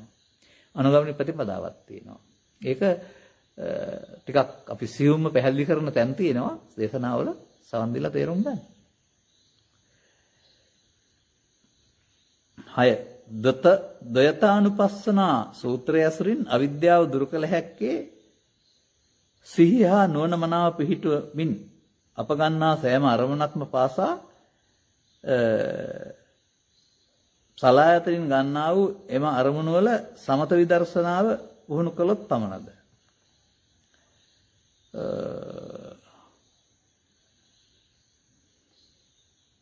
සමත විදර්ශනාව සමත කියන පදයට සසනෙන් බාහිරවත් තියෙන අර්ථයක්. ධර්මදේශනාවල සමත කියන එක තියෙනවා. එතකොට මම හිතන්නේ සමත කියන එකේ තේරුම සංසිඳීමට. සංසිඳීම සඳහා විදර්ශනා කිරීම වෙන්නත් බැරි නෑ. නමුත් සමතේ කෙලෙස් යටපත් කරන භාවනාවක් කියලා පොතේමත් උගන්වනවා. ඒ සමත නෙමෙයි මෙතන ගත්තාම. නමුත් මේ ඔබ කියන්න කතාව අවිද්‍යාව දුරු කළ හැක්කේනේ. ඉතින් අවිද්‍යාව කියලා කියන්නේ අරමුණේ මුලා වී සතරට බැඳීම සහ නැත්නම් අර අවශේෂ නිරෝධය කියන එක තමයි අවිද්‍යාව. අර මම පෙන්වන උදාහරණයක් මෑතදී. ඒ අවිද්‍යා සංකාර මොහතම සිහිය තියෙන පුද්ගලයා විද්‍යාව මුත්‍තියට යොදා ගන්න පුළුවන්. ඔබ මට සවන් දෙන තරුණ පිරිසක් නම් ඔහො නැත්නම් ඔබට පුරුදු වෙලා තියෙනවා නම් බැට් එක සහ බෝලේ ගහන්න නැත්නම් බලලා හරි මේ මෑතදී මම මේක උදාහරණයකින් ඉදිරිපත් කළා. මුළු තරගෙටම පන්තු 300යි. ඕර 50යි. ඔය 50ම එකපාරේ වන්නෙත් නැහැ, ඕරයක් එකපාරේ වන්නෙත් නැහැ. එක එක වන්නේ. තරඟයේ තියෙන එක එක පන්දුවේ. ඒකෝර ඒ පන්දුවෙන්මයි ලකුණු ගන්න, ඒ පන්දුවෙන්මයි දැවි යන්නේ. පන්දුව මේ පන්දුවේ වන්නගේ අතින් මිදලා එන තත්පර 2මාර 3 තුල හඳුනා ගන්න වෙනවා. හඳුනාගත්තේ නැත්නම් මොකද වෙන්නේ? පාවරණිය දැවටෙනවා, කඩු ලුමා කරනවා, ටිප් කැච් එකක් යනවා, උඩ පන්දුවක් දෙනවා. දැවි යාම හඳුනාගත්තේ නැති නිසා. ඉවරයි. එතනින් එහාට ඉවරයි. නමුත් හඳුනාගත්තොත් පසුපාදයේ ඉදිරි පාදයේ ආරක්ෂක පහර ඉහට උඩින් යන්නේ ආයේ පහර ඒ හඳුනාගත්ත නිසා නේද? තේරුණාද? දැවි යන්නේ මේ පන්දුවෙන් ලකුණු ගන්නෙත් මේ පන්දුවෙන් කියලා. කොච්චර පන්දු තිබුණත්. ඒ වගේ ඔබට වර්තමාන මොහොතේ අරමුණ මම මේ පෙන්වන්නේ පන්දුව කියලා. එච්චරයි. තරගයේ පුරාම එක පන්දුවයි හම්බ වෙන්නේ. 50ක් හම්බ වෙන්නේ නැහැ. නමුත් ඒකෙන් තමයි දිනන්නේ හො පරදින්නේ. අනෝගේ වර්තමාන අරමුණ අවශේෂ නිරෝධ කරනවද නිරවශේෂ නිරෝධ කරනවද? අවශේෂ නිරෝධ කිරීම අවිද්‍යා සංකාරයයි, නිරවශේෂ නිරෝධය විද්‍යා විමුක්තියයි. ඉතින් එහෙනම් අරමුණු 6ෙන්ම දොරවල් 6ෙන්ම කරන්න පුළුවෙනි. දැන් මේ ඇතදී මම කුම්මෝපම සූත්‍රය විග්‍රහ කළා. කුම්මෝපම සූත්‍රය කියන එකේ තේරුම හරි ලස්සන දෙයක්. මහණනි පෙරවුවක් වීම කියලා බුදුන් වහන්සේ කතාවක් කියනවා. නිකන් ගංගාවට ගිහින් හැන්දෑව බලන් හිටියා වගේ බුදුහාමුදුරුවෝ. ඉබ්බෙක් ඇවිදින්මින් හිටිනවා අර හොයා නරියෙක් ඈත තියා දකිනවා. ඉබ්බක් දකිනවා නරියාව.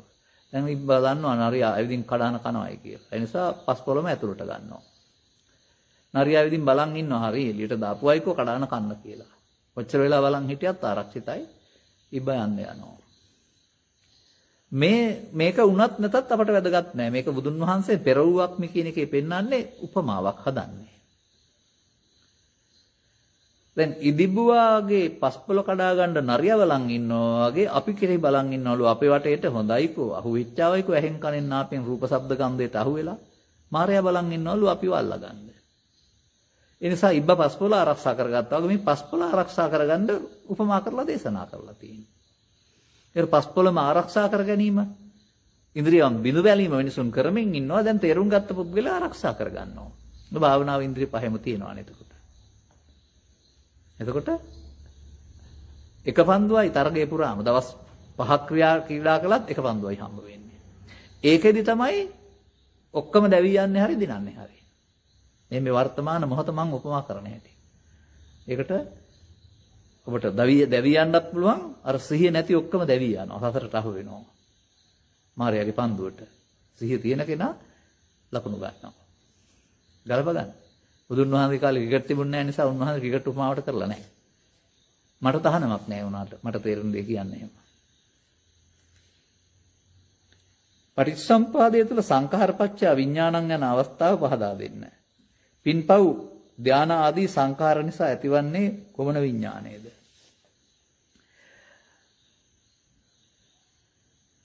පින් පව් අපුඤ්ඤාවි සංඛාර.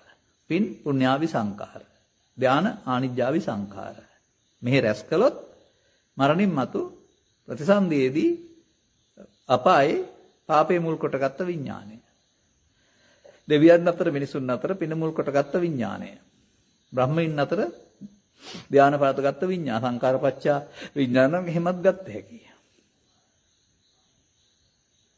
මොකද යං කිච්ච දුක්ඛං සම්භෝති සබ්බං සංකාරපච්චා. එතකොට මේ තමන් එකතු කරගත්ත සංඛාර නිසා තමයි මෞකසකට එන්නේ ඒ අර්ථයෙන්. නමුත් මෙතනත් මේක තියෙනවා. ඒ නිසා මේ විඥානම් මෞකසට එම විතරක් නෙමෙයි. චක්කු විඥානම්, සෝත විඥානම්, ඥාන විඥානම් මෙතනත් විද්‍යාපත්‍ය සංඛාරා තමයි. ඒකටත් ඒ විඥානයේ මම විඥානය කියන මේ කාරණාව සඳහා අපේ අවිද්‍යාවක් ප්‍රත්‍ය වෙනවා. නමුත් ඒක අවිද්‍යාවපත් වෙලා උපාදානය හැදලා සතර අහු වෙන එක වළක්වන්න ඊළඟ ක්‍රියාවලියදී පෙන්නනවා අවිද්‍යාව දුරු කරගන්න කියලා. ඉස්සර අවිද්‍යාවක් නෙමෙයි දැන් අර පන්දුවෙන් දැවී යාම වළක්ව ගන්න වගේ දැන් අවිද්‍යා සංකාරය වළක්ව ගන්න පුළුවන් අපිට. මේ තනිපදයක් විස්තර කරනවට වඩා මේක ස්කන්ධ පංචකය තුල සියල්ල එකට විස්තර කරගන්න ඕනේ. තනිපදයක් තේරුම් ගත්තට ඒක තේරුණ අඩුයි ටිකක්. ගිහි ජීවිතය තුළ ඉන්න අයෙක්ට අරහත් ත්වයට දක්වා මාර්ගය සම්පූර්ණ කළ හැකිද? එසේම ඔවුන් තුළ සංඝරත්නයේ ගුණ පවතිනවාද? යමක විසින් ඔවුන්ට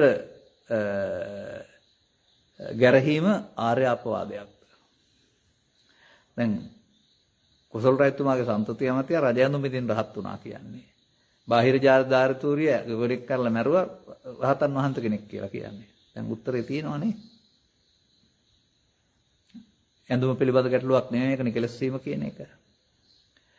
එතකොට නික්ලේශී බව නෙමෙයි ආර්ය සංඝරත්නයේ සතු ගුණ කියන්නේ සෝවාන් ආදී මාර්ගඵලලාභීන්ගේ ගුණනේ. සංඝ කියන පදයේ වර්තමානයේ සිවුරට දුවට සෝවාන් ආදී මාර්ගඵල තියෙන භික්ෂු භික්ෂුණී උපාසක උපාසිකා සිවණක් පිරිසම සංඝ පදයට ඇතුළත් කරලා තියෙන බුදුන් වහන්සේ. හැබැයි මටත් ඔය කියන ගැටලුව තියෙනවා. මොකක්ද දන්නවද? ආර්ය අපවාදය කියන එක දැන්. අපි කවර කතාවද? බුදුරජාණන් වහන්සේට කණෙක්, කිනෙක්, කොරෙක්, පිලෙක් සත්‍ය අපායට යවන කියලා මිනිස්සු කීව අපවාදයක් නෙවෙයිද ඒක? හැබැයි උන්වහන්සේ බාරගත්තේ නැහැ. බාරගත්ත නිසා අපහු යන්නේ නැති. මන් දන්නේ මේක මේ මිනිස්සු බය කරන්න කියනවද කියලා. ආර්ය නෙමෙයි. නිකන් හරි අපවාදේ අම්මට තාත්තට දරුවෙකුට කාටවත් කරන්න හොඳ නැති එක නෙමෙයි. කරන්නේ ද්වේෂයෙන්නේ. කරාම ඒකට විපාක තියෙනවා. එහෙමයි බලන්න ඕනේ. මනුස්සයින්ට ගරු කරන්න ඇරුණාම අපවාද කරන්න කියලා නෑනේ. සරියුත් හාමුදුරුවෝ සාන්තයි ප්‍රණීතයි විසලිවන්තයි කියලා පරීක්ෂා කරන්න ගියාලු එක්කෙනෙක්. ඊපස්සේ ඉන්න සද කොන්දට පාරක් දුන්නයි කියලා හොඳ රිදෙන්න. එතකොට අනිත් අය නම් මොකද ආපහු හැරලා එකට දෙකක් ගහන එක කරන්නේ. ඒ පෘථග්ජන පුද්ගලයාට කේන්ති ඇවිස්සන නිසානේ. උන්වහන්සේ ආපහු හැරලා බලලා යනවා. සිද්ධියමාරයි ප්‍රතික්‍රියා දක්වන්න කෙනෙක් නැහැ. නමුත් ටිකක් දුර යනකොට මේ මනුස්සයාට ඇඟ දාන්න පටන් ගන්නවා. ගිහින් වෙලාවල සමාව ගන්න සිද්ධ වෙනවා. ඉතින් අපිට මේක හොයන්න බෑ මේ කියන විදිහට. මොකද අර උපාසකම්ම කෙනෙකුට බුදුන් රජාණන් වහන්සේ මහා කාශ්‍යප මහ රහතන් වහන්සේ හොයන්න බැරි වුණා. උපතින් පෙර ජීවිතේ මාතෘත්වයක් නිසා හරි ලෙන්ගත්කමකින් යුක්ත වෙලා බුදුරජාණන් වහන්සේ වඩින මග උන්වහන්සේට දාන පිළිගන්නවා. ගෙදරට වැඩිහාම මගේ පුතා කියලා. පිරිසුගාමේදී පෙරදා පස්සේ දවසක මහා කාශ්‍යප හිමියන් වඩිනවා. ස්වරූපයේ වෙනසක් නැති නිසා දාන ටික පිළිගන්නවා.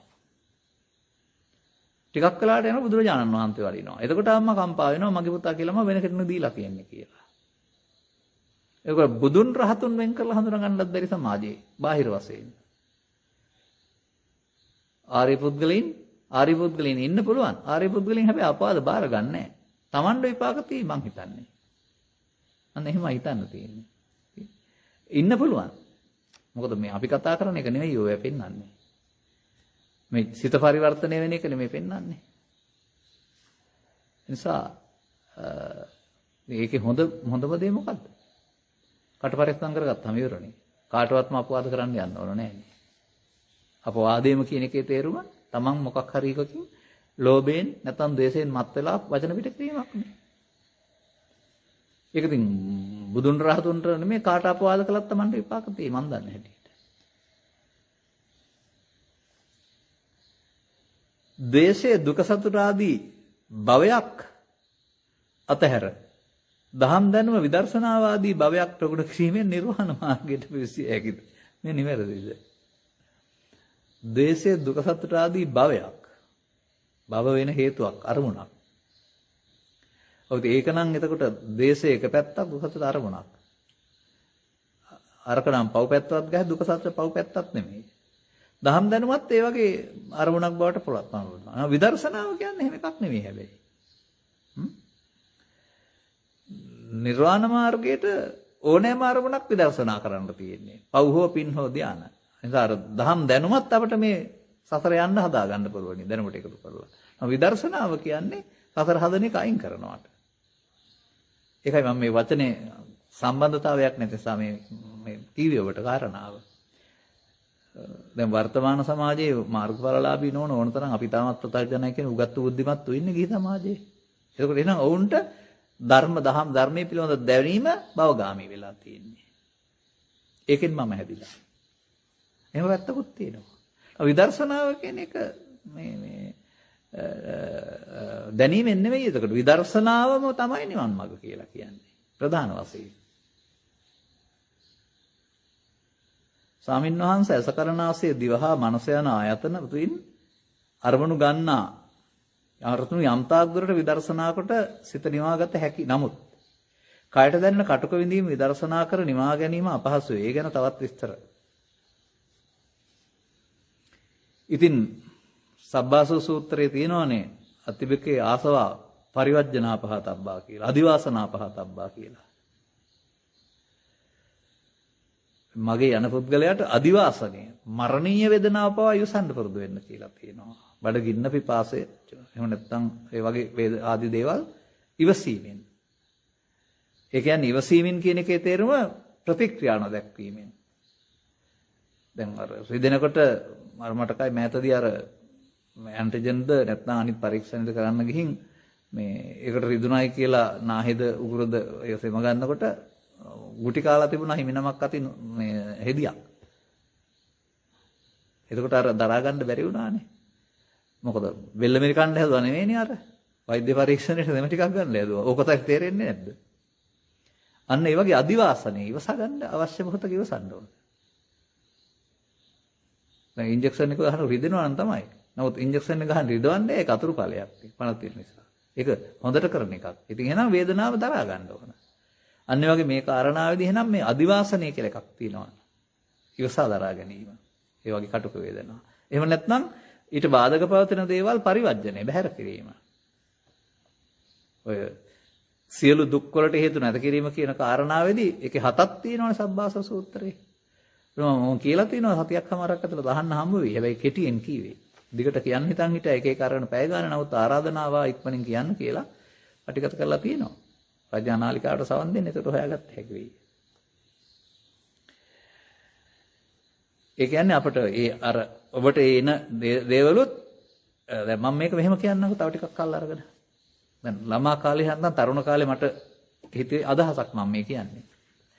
දැන් අර මොකද්ද මේ මොකද්ද ඒකට කියන්නේ? මේ කලාමු රජුරෝ මොන තාපසතුමාද වචනේ මතක් වෙන්නේ මට අර මේ මෛත්‍රී වගේ තාපසතුමක් කියන්නේ කෙනෙක්නේ. එයාගේ අර එයා ගාවට ගිහින් මේ දෙවියන් වහන්සේලා මහේශිකාව ටික බණ ඇහුවා කියලා තරහ වෙලා කීන්ති අරගෙන කපන්න තීරණය කරානේ අර එයාගේ තාපසතුමාගේ අත්පා දැන් කපනවා. එතකොට එතුමන් කියනවානේ ඔය කන කැපුවා කියලා අත කැපුවා කියලා කකුල් කැපුවා කියලා මගේ මෛත්‍රිය නැති වෙන්නේ නැහැ කියලා. ඔය වචනේ මට දැන් මතක් වෙන්නේ නැහැ මේ මොහොත මොන තාපසද කියලා කතා කරන ඒ වචනයක් තියෙනවා. ඉතින් මම ඒ කාලේ අහන කල්පනා කොහොමද අපේ කපන කලින් රිදෙනවන්නේ කියලා. රිදෙනවා තමයි රිදෙන එක නෙමෙයි අර පෙන්නන්නේ මෛත්‍රිය කියන්නේ තරහින් නැති එක. ඒක නැති වෙන්නේ නැහැ නේ දිනු කරගත්තේ. රිදෙන එක දර වේදනාව දැන් ගැනීම. අන්න ඒ වගේ ඒ නිසා මේක තේරුම් ගන්න ඕන කාරණාවක් තියෙනවා මේ අපිට මේ ඒ දේවල් ඉවසලා අදිවාසනය කියන වචنين පෙන්නනවා හුරු කරගන්න ඕන කියන කාරණාව. ඒකත් මේකේ අංගයක්. ඔබ වහන්සේගේ දේශනාවට සවන් දී සිතුවිලි වලින් තොර වීමට උත්සාහ කරමි. එහෙත් පෙරහැරක් මෙන් සිතුවිලි ගලා එයි. අරමුණක් ඔස්සේ සිතට සිතුවිලි ගලා ඒම නතර කරන්නේ කෙසේද? දිගටම මෙසේ සිටීමෙන් මේ සාර්ථක කරගත හැකියි. කවදාවත් බලෙන් නතර කරන්න යන්න එපා. මොකද මේ මින් ඉස්සරවල ඇසුරු කරපු කාරණා තියලා තියෙන්නේ එන්න. මේක අතරක් නැතුව පොරයක් තියෙන සාමාන්‍ය කෙනෙකුගේ. එකක් නැර එකක් එනවා. එතකොට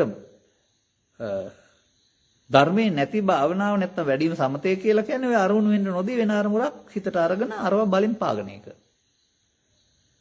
මේක බලවත් කරගත්තාම අරවට එන්න ඉඩ නැති නිසා හිතට එන්නේ නැහැ. එතකොට ආයතනයක් අරමුණක් හදාන සංසුන් කර ගැනීම අර කෙලෙස් උපදින්න හේතු සියල්ලෙන් මග ඇරියා. අනිත් පුද්ගලයාට නිරන්තරයෙන් මේක එනවා. ඇසෙන් කනෙන් නාසයෙන් එනවා කල්පනාවෙන් එනවා. එනවා විතරක් නෙමෙයි ඒකට අදාළ බර. ඒකට අපි එකතු කරලා තියෙන අගය. ලෝභය, දේශය, මොහය, තරහ ඒවත් එක්කලා ඉන්නේ. ඒ නිසා ඒකේ පීඩනයේ වැඩිකම තමයි ඔය පසුගිය කාලේ ආතතිය කියලා කියන්නේ. එතකොට කෙනෙකුට මේකට මොන දෙන්න ගියාපුවාම මේක ගණන් නොගෙන ඉන්න තේරෙන්නේ නැහැ. ඒසේ එක්කම හැදෙනවා. වාඩි වෙලා ඉන්න බැරි වෙනවා. දැස් වෙදෙන්න ගන්නවා. ඒ අර ඒක ගණන් අරගන්න පුරුදු වෙලා නිසා. දැන් බණ අහලා තේරුම් ගත්තාම මේ එන දේවල් සිද්ධි නෙමෙයි. පරණ සිදුවන සිද්ධින් දැන් එන්නේ සිතුවිල්ලක් වශයෙන්. දැන් සිද්ධිය නම් අපි කොහොම සිද්ධියක්වත් වේදනාකාරී කියලා ඒ මොහොතේ සිදු වෙන දේ දෙන්නෙක් අතර. දැන් ඒක ගත වෙච්ච දෙයක් නේ. අතීතයක් නේ. දැන් ඒක සිතුවිල්ලට එනකොට සිද්ධිය නෙමෙයි මතකයක් විතරනේ. එහෙනම් එහෙම තේරුම් අරගෙන මේක ගණන් නොගෙන ඉඳීම තුළින් සැහැල්ලු ටික සැහැල්ලු වෙන්න ආරින්න ඕන. උල්පතේ එන ජලය තියෙන තාක්කල් එනවා. වතුර නැති වුණ දවසට ගලන්නේ නැහැ. අන්න ඒ වගේ අර ඇතුළත හේතු අඩු වෙන තරමට තමයි සංසෝධ වෙන්නේ. ඉතින් ඒකට ඔබට කර්මස්ථානයක් ගත්තේ නැතුවට ඕන නම් තව ක්‍රමයක් පාවිච්චි කරන්න පුළුවන්. ත්‍රිපිටකේ එහෙම තියෙන එකක් නෙමෙයි නිකම් මේක කියන්නේ මම. මේ සිතුවිලි එන එක වදයක් නම් සිතුවිලි අතහරින්න අරමුණක් කියන අර්ථයෙන් හරි දුටුවා කියන අර්ථයෙන් හරි එහෙම විතක්ක ਵਿਚාර කිරීම තුළ අරක කැඩෙනවා. අරමුණු කඩනවා. අරමුණු පෙළ කැඩෙනවා. එහෙම කඩාන බොහොම කල් යනකොට ටිකක් හම්බ වෙයි ඉඩ අවකාශයක්. එන්න නැති අතරක්. අරවා එන්න අඩු වෙනකොට තමයි මේ සංසුන් ස්වභාවය වඩා තේරෙන්නේ. අන්න අරමුණු වෙන වෙලාව අල්ලගන්න තමයි නාහෙට සිහිය. ඇතුල් වෙනකොට සිහිය පිට වෙනකොට සිහිය කියන එකෙන් ඇතුල් වෙනකොට දැනෙන එක තමයි. දැනෙන්නේ සිහියට ඇතුල් වෙන එක. පිට වෙන එක දැනෙන්නේ සිහියට. එතකොට අන්නේ දැනීමට ඒ අරමුණ දැනීමට සිහිය කියලා කියන්නේ. එහෙනම් ඔබටත් මෙන්න මේ මේ එනවා දැනගන්න එතෙන්ට සිහිය ගේන්න ඕන. නැත්නම් ඒකට අහු වෙලා බොහෝ දුර යනවා. ඉතින් මේ උල්පතේ වතුර ඇවිදින් ඉවර වෙන්න ඕනනේ. උපන්න කුසල් දුරු කිරීම කියලා. එහෙනම් ඒක බලෙන් යටත් කර නවත්තන්න උත්සාහ කරන්න එපා. ගලායම නතර කරන්නේ කෙසේද?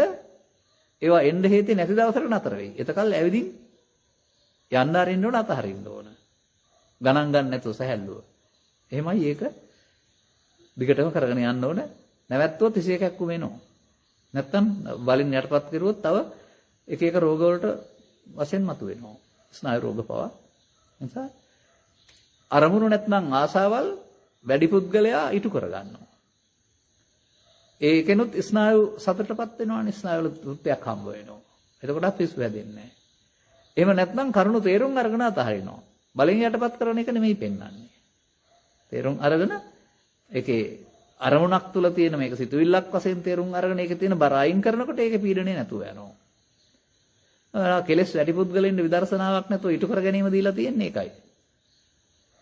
ඒ පැත්තේ. නමුත් දුකින් මිදීම අවශ්‍ය නම් ඔබට ඊට පස්සේ ඔය සංසුන් සුවයට යන්න මේවා තියෙන බර අයින් වෙන තරමට තමයි සැහැල්ලුව හම්බ වෙන්නේ. අරමුණු පිළිබඳව සිහිය පවත්වාගෙන සිටින විට ඒවායේ ඇතවීම නැතිවීම පැහැදිලි වේ. මම ඒවාට ඇලෙන්නටවත් ගැටෙන්නටවත් නොයමි. විටක කිසිදු අරමුණක් පහළ නොවි පවතී. නමුත් මේ මොහොතේදී සිත ආස්වාස ප්‍රාස්වාසයේ අරමුණ කරා එල්ල වේ. මම එහිදී ආස්වාස ප්‍රාස්වාසයේ සංස්කාරය කෙරෙහි නොඇලීමෙන් සිටීම උත්සාහ කරමි. නමුත් ඒ හරියාකාරව කිරීම නොහැකිය පොදසක් බලාපොරොත්තු වෙමි. ආස්වාස ප්‍රාස්වාසයට ඇලීමක් නැහැ. ආස්වාස ප්‍රාස්වාසය කියන්නේ අපිට ඇලෙන අරමුණක් නෙමෙයි. උපේක්ෂා සහගත එකක්. අර එන අරමුණු ඇතහැරෙනකොට ඔබේ අරමුණ එතෙන් යොමු වෙන එක තියෙන්නේ. ඒකයි තියෙන්නේ. ඉතින් මේක කරදරයක් හරි දැන් හුරු කරපු උද්ගල ටිකක් වෙලා ඒක තියෙන්න පුළුවන්. ඉතින් ඒක කරදරයක් කරන්න හෝ වෙන තැනකට ගියා කියලා හිතන්නේ නැතුව ඔතනත් ඕක තියෙන්නේ නැහැ නේ සිත. ඕක පහු කරගෙන තව අරමුණක් එයි. අන්න ඒක එනකල් ඒක අල්ලගන්න බලන් ඉන්න. ආස්වාස ප්‍රාස්වාස වාසයේ අරමුණ එකතු වුණාම ඒ අරමුණ සිත් දැනීම එතන තියෙන නිසා අනික්වත් එන්නේ නැති එකනේ තියෙන්නේ. ආනාපාන සති කියන එකෙන් අනිත් අරමුණු එන්නේ නැතුව අර අරමුණට හිත උරු කිරීමක් විතර නෙවෙන්නේ. ඔබ පුරුදු කරලා තියෙන නිසාරි මොකක් හරි මේ වෙන්නේ. නමුත් ඒකේ ඔබ මේ කතා කරන මේ නොඇලීමෙන් සිටීම උත්සාහ කියන කාරණාව එතන මන් දකින්නේ නැහැ. ඇලීමක් ගැටීමක් තියෙනවා කියලා. ආස්වාස ප්‍රාස්වාස දැනුත් සිද්ධ වෙන්නේ අපි හැමෝම ගාව. 아무තු ඇලීමක් ගැටීමක් නැහැ. ඒක දැනීම විතරයි තියෙන්නේ. දැනීමක් විතරයි. ඒ නිසා ඔබ ඒකට 아무තුවෙන් ඇල්ලලා තියෙනවද දන්නේ නැහැ. නමුත් ඒක වදයක් හෝ කරදරයක් වශයෙන් සලකන්නේ නැතුව ඒකට හිත ඉබේ යොමු වුණා නම් තවත් අරමුණක් විතරයි ඒක. ආස්වාසවාද අරමුණ වුණා. ඉතින් ඒ අරමුණ ඉවත් වෙලා තව අරමුණක් තව ටිකකින් එයි. ඒන අරමුණ අල්ලගන්න ඒකට අහු නොවී ඉන්න. විමසිල්ලෙන් ඉන්න බලන්න. අරමුණු විදර්ශනා කරන ආකාරය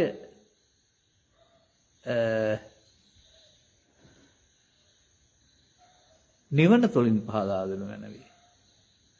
නිවස තුළින් පහදා දෙනු මැනවි. නිවන නෙමෙයි හරි. ස්වාමියා බිරිඳ අතර ඇති වන ගැටීම්, දරුවෝ දෙමව්පියෝ අතර ප්‍රශ්න, වයසක දෙමව්පියන්ගේ හැසිරීම නිසා දරුවන්ගේ සිත්වල ඇතිවන අරමුණු සියලු දේ වචනයෙන් ක්‍රියාවෙන් ක්‍රියාත්මක නොකර ඇතුළතින් විඳවීම තුළින් නිවන දුරස් වේ. විදර්ශනා මගින් මේවායේ කෙසේ මිදිමුද? ඒ සියල්ල තිබියදී නිවන් කරා යන්නේ කෙසේද? ඔව් පෘථග්ජන ජීවිතය තමයි ඒවා එළියට ප්‍රතික්‍රියා දක්වන්න නැත්නම් ඇතුළේ මිදවන එක.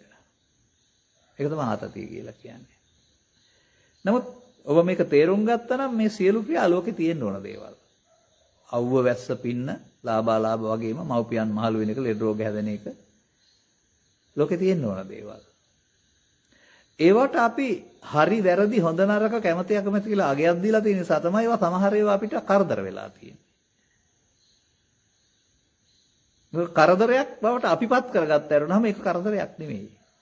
ඒ කරදරේ නිසා තමයි වදයක් වෙලා තිබෙන්නේ. වැලේ ගෙඩි වැලට බර නැහැ කියලා වැල හිතන්නේ නැහැ. නමුත් වැලේ හැටි එහෙමයි කියලා කියනවා වගේ ආදරණීය අම්මලා තාත්තලා දරුවෝ බරයි කියලා හිතන්නේ නැහැනේ. ඒ බර දරනවා. කරදරයක් කරලා හිතන්නේ නැහැනේ. ආදරණීය දරුවන්ටත් අම්මලා තාත්තලා වයවෘදු වුණා කියලා ඉඩ වුණා කියලා කරදරයක් බරක් වෙන්න බෑ. එතනදීම උපේක්ෂාසගත වෙන්න. ඒ කාරණා සුභවාදී නොවෙන්න පුළුවන්, හිතට සතුටක් නොවන කාරණා වෙන්න පුළුවන්. නමුත් ඒක ඔබ තුල පවතිනා වූ වෙනස්කම දකින්න ඒකම අවස්ථාවක් කරගන්න.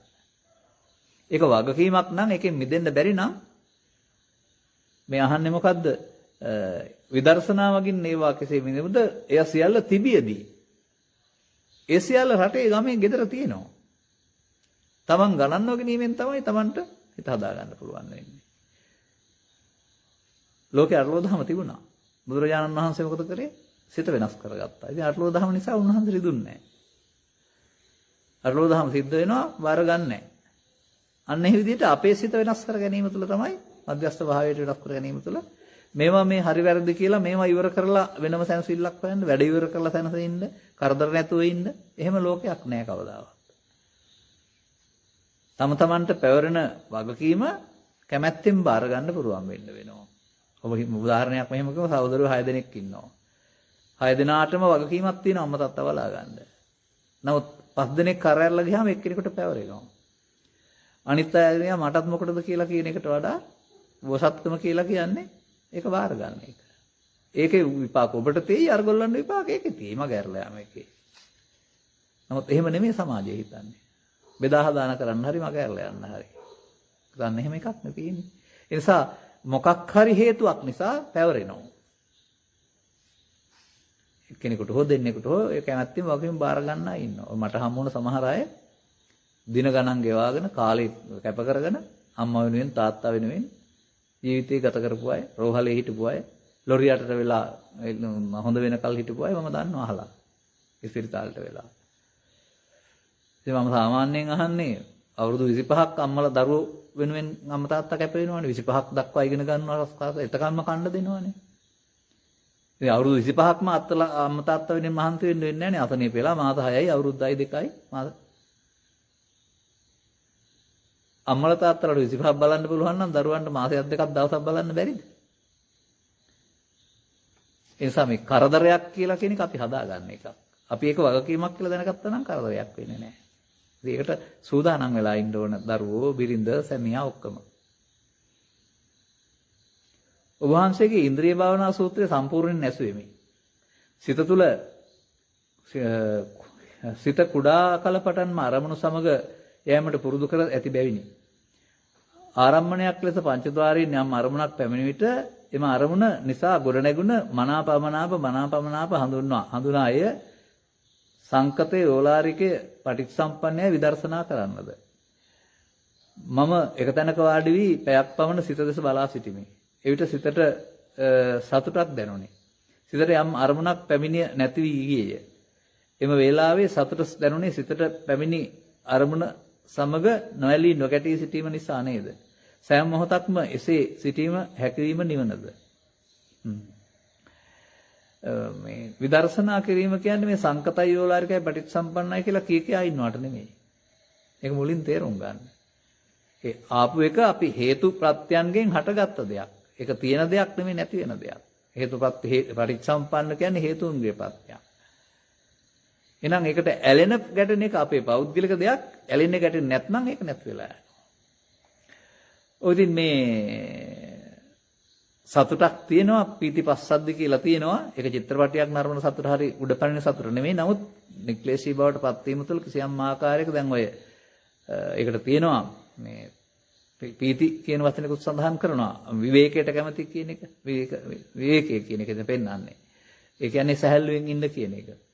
ඉතින් ඒක අර ලෝභ දේශ මොහ ඉවත් වෙලා යනකොට සිතුවිලි වලින් ඒකේ බර අඩු වීමේ තියෙන සැහැල්ලු බව. හැම මොහොතකම එහෙම සිටීම කියන කාරණේට වඩා ටිකක් වෙනසින් මම මේක කියලා දෙන්නම්. දැන් බුදුන් වහන්සේගේ නිවීම ගැන බලන්නකෝ.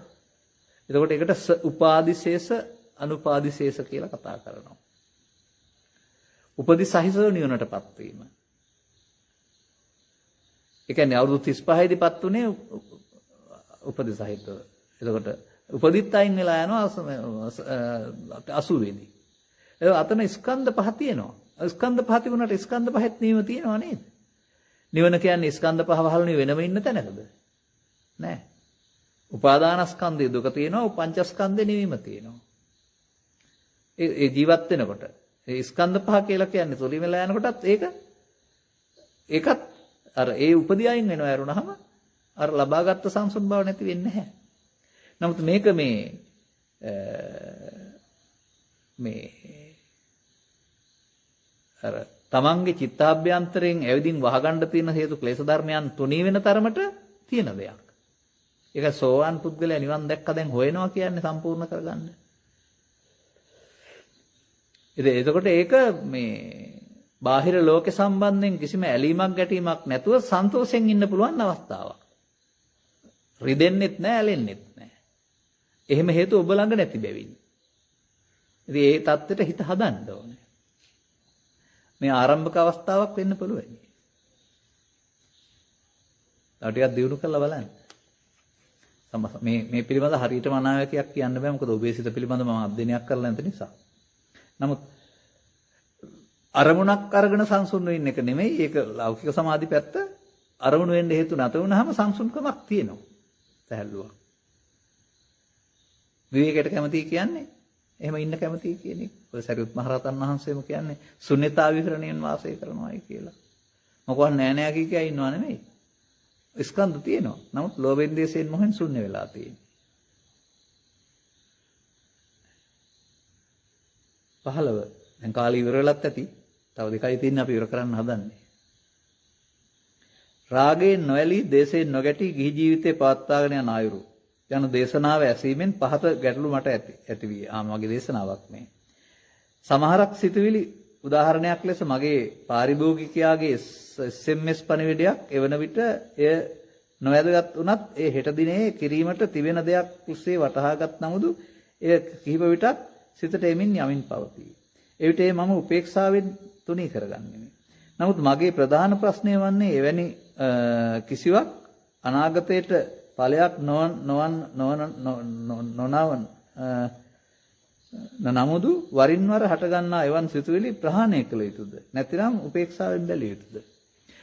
උපේක්ෂාසහගත වෙන්න. ඒක හිත කරන්න තියෙන වැඩ. ඒකට මොකක් හරි ප්‍රශ්නයක් වෙලා නිසා තමයි ඒක වදයක් වශයෙන් එන්නේ නැවත එන්නේ. නැත්නම් උපේක්ෂාසහගත වුණා නම් ඒක සැරයක් දෙකක් මතක් වෙලා ඇයි පීඩනයක් ඇති කරගන්නේ. පීඩනේ මතක් වීම නෙමෙයි. පීඩනේ කරදරයක්, වදයක්, ඇල්මක් ඇති කර ගැනීම තුළ ඇති වෙන දෙයක්. ඒක අවශ්‍යතාවයක් වශයෙන් අමතක කරන්න කියලා නෑනේ. මතකේ ජීවත් වෙන්න අවශ්‍යයිනේ. ඒ නිසා ඒක ගණන් ගත්තොත් දැන් අර සාමාන්‍යයෙන් හොල්මන බය වුණොත් පන්නනවා. බය වුණේ නැත්නම් පන්නේ නැහැ. බය වුණාම තමයි හොල්මන අවතාරයක් කරලා පිටිපස්සෙන් එන්නේ. අන්න වගේ මේක අපිට ප්‍රශ්නයක් කරගත්තොත් තමයි ඒක එන්නේ අපි. නැවත නැවතත්. අපි ප්‍රශ්නයක් කරගත්තේ නැත්නම් ටිකක් වෙලා ඒක තිබිලා ඊට පස්සේ කරදරයක් නැතු වෙයි. නාදි වාසයේදී පදහති යන මාර්ගයේ භව නිරෝධගාමී මාර්ගයයි. දැඩි වීරියකින් ඒට උත්සාහ කරමි. දුක ශෝක දරා ගැනීමට අපහසු දුක් වැඩෙන අරමුණු තවදුරටත් සංසිඳිය හැකි ආකාරය පහදා දෙන්න. මේක තව මුලට වචන කීපකුත් තියෙනවානේ. ඒකට අදාළ උප්පන්නං කියලා එකක් තියෙනවා. අපි හදාගත්ත කාරණේ සිතට එනවා. කාම විතර්කයේ ලෝභය, ව්‍යාපාදයේ සක දේශය. එහෙම ඒ වගේ. එතකොට ඒක වෙනද පුරුදු වෙන පාර තමයි අර පෙන්වන්නේ. ඒක ප්‍රශ්නයක් කොටගෙන ඒකට ප්‍රතිඋත්තර වදින්න ප්‍රතික්‍රියා දක්වන්න යන එක. එතකොට තවත් තියෙනවා නම් එනවා. නමුත් මෙතන පෙන්නනවා මේක ඒක තුල සිත පවත්තන්නේ නාදි වාසයේදී කියලා කියන්නේ. දැන් ඒකක් ආවම ඒකට ප්‍රතික්‍රියා දක්වන්න විනාඩි ගාණක් ඒක ගැන පවත්ත මම මෙහෙම කරනවා මෙහෙමයි කරන්න ඕනේ කියලා. ඒක තමයි පවත්තන එක. එහෙම පවත්තන්න නැති එක නා නාදි වාසයේදී කියන්නේ. බැහැර කරන එක. එතකොට ඒක අවසන් කිරීම කියන එක සිදු වෙන්නේ හෙටට ගන්න තිබ්බොත් අවසන් වෙන්නේ නැහැ. අනභවං ගමේති කියන එකේ තියෙනවා යලි උපදින්න නැති වෙන්න අවසන් කරන්න කියන එක. ඉතින් ඒක පහන සංඥා නැවත නැවත වැඩිම තුළ දිගින් දිගටම දිනු කරන්න ඕන එකක්. මේක හැබැයි සබ්බාසව සූත්‍රය ආරම්භ කළොත් එක ක්‍රමයක් විතරයි මේකේ. මේක තියෙනවා පහ කරන්න ඕන එක කාරණයක් වශයෙන් විනෝදණයෙන් පහ කළ යුතු කියන අර්ථය. විනෝදණයෙන් කියන එකේ තේරුම විනෝදයෙන් නෙවෙයි. සාමාන්‍යයෙන් කියන්නේ මේකේ ආදීනව දැක අතහැරීම කියන එක විනෝදණය කියන්නේ. මේකේ තියෙන කරදරය මේක තුළ අනාගතයට හම්බ වෙන්න අයහපත් විපාක දැන ගැනීමෙන් අතහැරීම තමයි විනෝදණය කියන්නේ. මේකේ හතක් තියෙනවනේ හතම මේ අපිට ප්‍රයෝජන පාවිච්චි කරන්න පුළුවන්. ඒ මොහොතට අන කාරණාව. නැත්නම් ඔය සූත්‍රවල ගොඩක් තිබුණාට අන්තිමට කරන්න තියෙන එකම දෙයයි. ඇසෙන් කලින් නාසයෙන් උපදින ස්කන්ධ පංචකයට නොඇලී නොගැලී අවසන් කරන එක. තව කොතරම් විස්තර අරන් ආවත් අන්තිමට එතෙන් එන්නේ. තේරෙනවා නම්. ඉතින් මේක සංසාරයේ සහ ජීවිතයේ හුරු කරපු ගාර වැදගත්ට විශාලයි. ජීවිතයේත් විශාලයි සංසාරේ කොතරම් හුරු කරාද දන්නේ නැහැ. ඒ පුරුද්ද අපි භාවිතා කරලා තින්නේ ඇදිලා යන පැත්තට. දැන් මේක අලුතින් අගයක් එකතු කරලා පුරුදු කරන්න ඕනේ මේක. ඒක වඩනවා කියලා කියන්නේ. අර අනුසෝතගාමී පැත්ත වඩලා තියෙනවා දැන් පටිසෝතගාමී පැත්ත මේට වඩා බලවත් කරන්න ඕනේ. එතකොටනේ මේක දුර්වල වෙන්නේ. ඒ සඳහා වීරියක් තියෙන්න වෙනවා. ඒ නිසා මේ ප්‍රශ්න කාගේ වුණත් මේවා සමාජයට අදාළයි. එක එක නා පෞද්ගලිකත්වයට අදාළයි. ඒ නිසා අපි එහෙම විවෘතව කතා කරනවා පුද්ගලයෝ කවුරුත් නැහැ. ඒ නිසා මොන දුර්වලකමක් තිබුණත් ඒක පුද්ගලයා විවරණය වෙන්නේ නැහැ. පොදු දුර්වලකමක් බවට පත් වෙනවා. කාටවත් රිදෙන්න පහර වදින්නේ නැහැ. ඔබේ ජීවිතවලට අදාළ නම් ඔබ තේරුම් අරගෙන මේ යුගය එක්තරා ආශිර්වාදයක්. කොරෝනා වසංගතයේ කරදරයක් වුණාට බණ හොයන අයට ගෙදරට වෙලා අහන්න මාධ්‍ය ආශිර්වාද තියෙනවා. දැන් ඕනනම් හෙට දවසෙත් මම දන්න හැටි රිදව්ද යට තියෙනවා. තව දෙකක් තියෙනවා. අනිද්දා පොයේ දවස උදේ 4 ප්‍රඥානාලිකාවේ ඉන්නවා. හවස 4ටයි රෑ 8ටයි දෙකේම රංගිරි ටීවී එකේ ඉන්නවා. ලස්සන බණ දෙකක්. දැනගන්න මතක් කළේ. හෙට දිහාට පණිවිඩය දාන්නම් මේකට. නමුත් ළඟදී කියපු ලස්සන බණ දෙකක් තියෙනවා. හවස 4 රෑ 8. බලා ගන්න පුළුවන්. ඒවා මේ ඔබේ අදාළ ප්‍රශ්න වලට අදාළ පැයක් කරුණු පැහැදිලි කිරීම තියෙනවා. දැන් මෙතන සම්පූර්ණ ප්‍රශ්න 17ටම පැයනේ අරන් තියෙන්නේ 16ටම. නමුත් අපි එක දෙයක් පැහැදිලි කරනවා. අන්න එව්වයින් වැඩි බණක් තොරතුරු ගන්න. එහෙනම් මට සවන් දුන්නට බොහොමත් ස්තුතිවන්ත වෙනවා නැත්නම් ප්‍රශංසා කරනවා. ඔබේ දැක්ම ප්‍රබල වේවා. අනුගමනීය ප්‍රතිපදාවට එන්න අවශ්‍ය නුවණස පහළ වේවා කියන සුභාශිර්වාදනය කරමින් අදත් සමුගන්නවා. සුබ රාත්‍රියක්.